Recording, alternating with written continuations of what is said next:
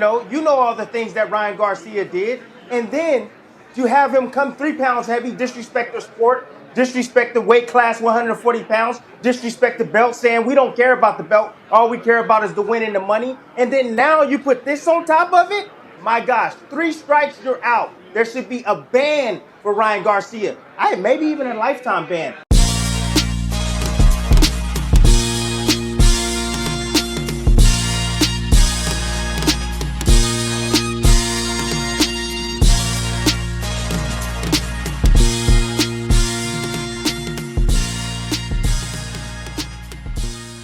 Emiliano, just a quick question on what's your reaction to the 1-year suspension handed down to Ryan Garcia for testing positive for performance enhancers? I mean, look, if he was positive, then I think it's rightful. But at the same time, that whole situation, I don't think Devin Haney should be crying and calling his lawyers and this and that. But look, if you say you could beat him, make sure he's clean, fight him again. So it is what it is.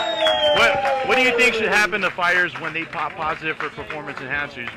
What kind of suspension do you think is fair? I think, look, man, Ryan fights 1 time a year. So regardless, he fought this year, he wasn't going to fight till next year anyways. So it's not really a punishment. So, I mean, look, it is what it is. But Ryan Garcia is an every fighter.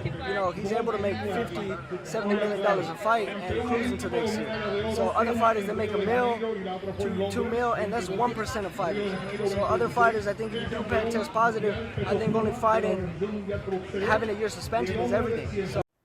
Dante's Boxing Nation, what's going on, guys? So Ryan Garcia, he came out, he said he wanted all the Mexicans to stand up for him when it comes to him cheating. And so far, the only Mexicans that have been willing to defend Ryan Garcia on camera have been Emilio Vargas and Oscar De La Hoya. It's because 95% of the other Mexicans that's defending Ryan Garcia, they're hiding on the internet. They remain anonymous with fake profiles, so there's no track record of what they say.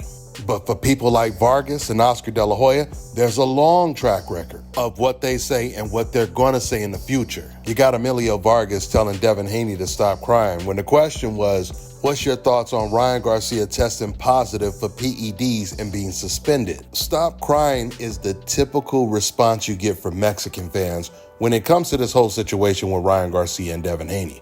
Which is so hypocritical because Ryan Garcia is the one that got knocked out by Gervonta Tank Davis. He took a knee, chose not to get up.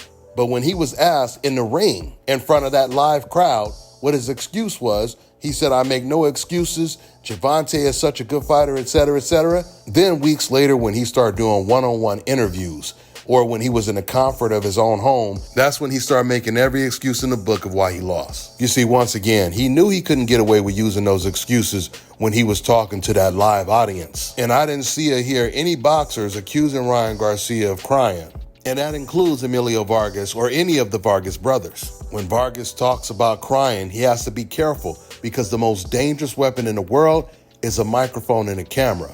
Speaking of that, I remember when Deontay Wilder, when he lost to Tyson Fury, and T.O. said that he needs to stop acting like a bitch, basically accusing Wilder of just making excuses for why he lost.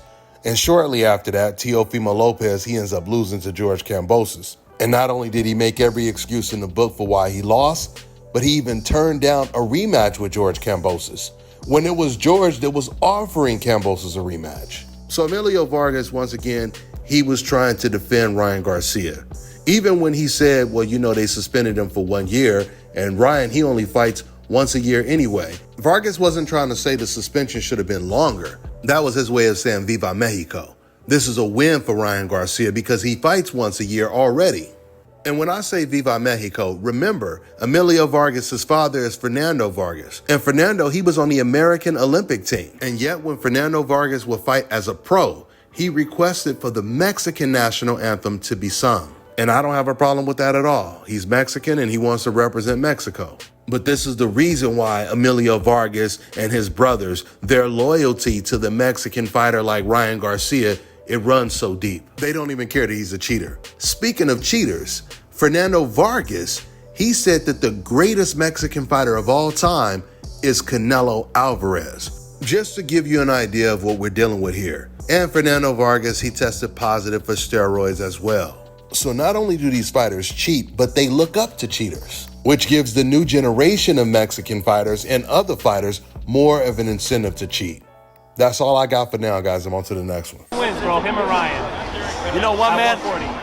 I want to see Teal have like another fight and then maybe fight Ryan. You know, I think he needs to get his timing back, get in the rhythm of being in the ring. Because you can spar all you want, but, you know, being here fight night is a little different. So that's going to be a toss-up, but I don't know. I'm going to have to go with Ryan. He's my countryman, man. I'm going to go in. Let me tell you guys about Issa Israel Law Firm. It is a full-service legal practice based in Denver, Colorado, an emerging hub for combat sports and high-altitude training. If you're a fighter inside or outside of the ring and you need a law firm you can trust to fight for you, visit thefighterfirm.com or email help@iilawfirm.com. Legal representation is usually limited to plaintiffs or defendants in Colorado, but iFirm can help anyone in the world with trademarking their business name, logos, and U.S. immigration issues. This brother has been my attorney for a while and helped guide me through all kinds of business and civil issues, so make sure you guys go to thefighterfirm.com. All right, now check this out, guys. If you're looking to repair eczema scars, burns and bruises, dark spots and blemishes,